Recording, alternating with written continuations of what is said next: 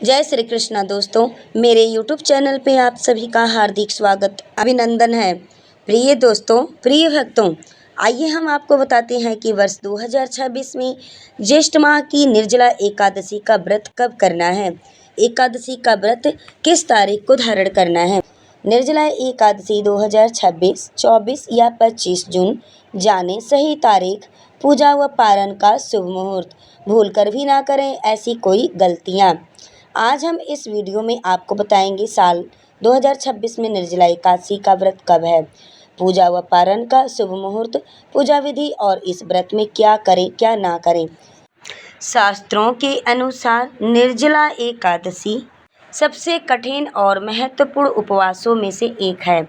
ज्येष्ठ मास के शुक्ल पक्ष की एकादशी तिथि को निर्जला एकादशी व्रत रखा जाता है। इस व्रत में पूरा दिन निर्जला यानी बिना पानी के रहकर व्रत को धारण किया जाता है और भगवान विष्णु की पूजा की जाती है। यह व्रत मोक्ष दिलाने वाला होता है।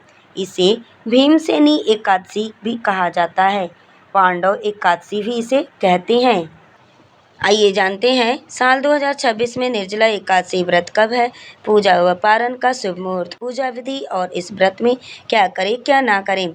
निर्जला एकादशी शुभ मुहूर्त 2026 साल 2026 में निर्जला एकादशी का व्रत 25 जून को रखा जाएगा।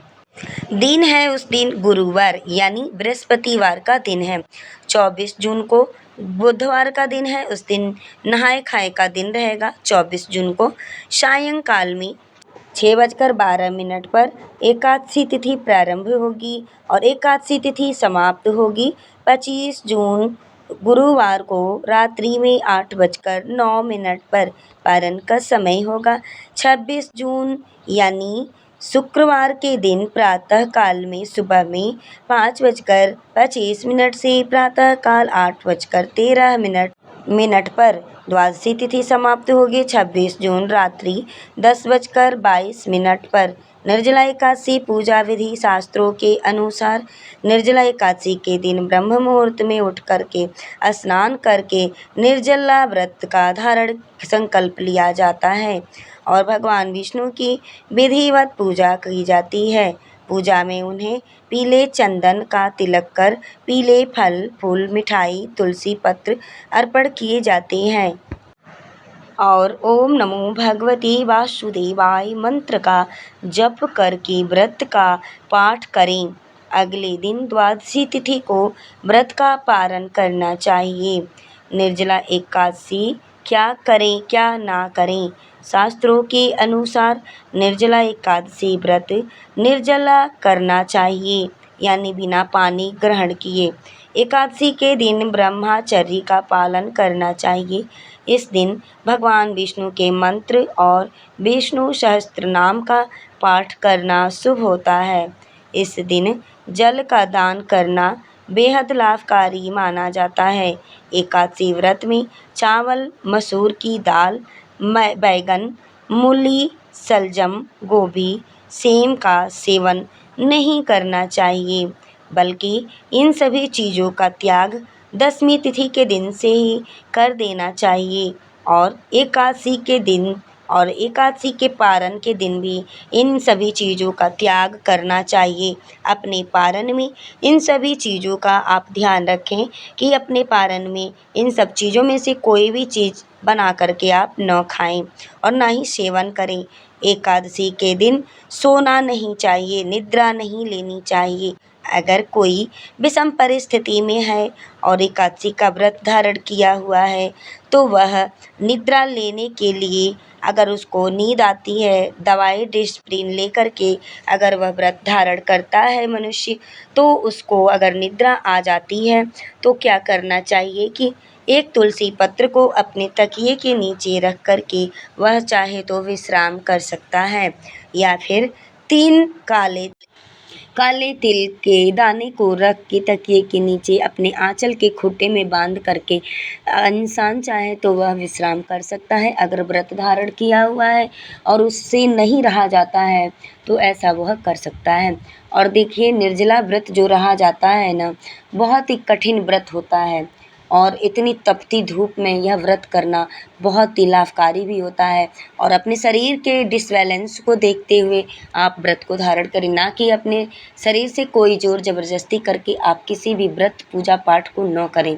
देखिए, निर्जला एकादशी का व्रत जितने भी हमारी माताएं बहनें धारण करती हैं, उनको सबसे महत्वपूर्ण बातें ये करना है, आप लोग ध्यान से सुनिएगा कि अगर आप निर्जला व्रत रहती हैं तो उसमें क्या होता है, पानी तो पीना होता नहीं है, गला सूख जाता है बार बार।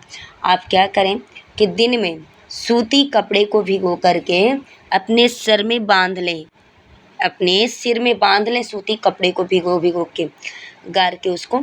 ऐसा करने से आपको प्यास नहीं लगेगी और आपको अगर महसूस होता है कि गला सूखता है तो थोड़ा पानी मुंह में ले करके कुछ देर आप रखें।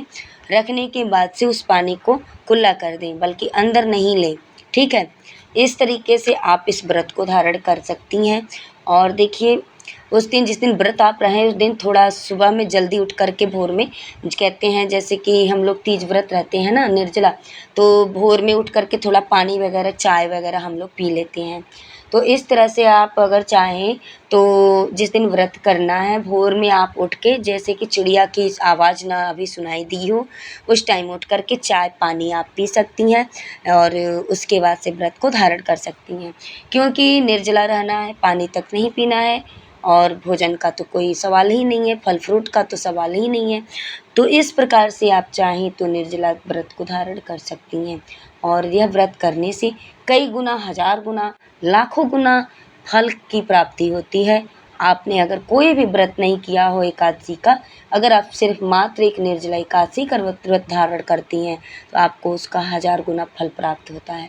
मैं और भी माताओं बहनों से कहना चाहूँगी कि देखिए, निर्जला ही कोई ज़रूरी नहीं है कि जेठ की जो एकादशी होती है शुक्ल पक्ष की, वैसे तो निर्जला ही कही जाती है। लेकिन अगर नहीं आप निर्जला रह पाती हैं तो फल फ्रूट वगैरह खा करके व्रत को धारण कर सकती हैं। शरीर है तो सब कुछ है, जान है तो जहान है। अगर जान रहेगी तभी तो हम जहान को भी देखेंगे, दुनिया को देखेंगे। तो चलिए, हमारी बात अगर आपको अच्छी लगी हो, वीडियो पसंद आई हो, तो ऐसे ही वीडियो पाने के लिए आप हमारे चैनल को सब्सक्राइब कर लीजिए, वीडियो को लाइक कीजिए, शेयर कीजिए, कमेंट्स बॉक्स में आप लोग ज़रूर ओम नमो भगवते वासुदेवाय अवश्य लिखिएगा।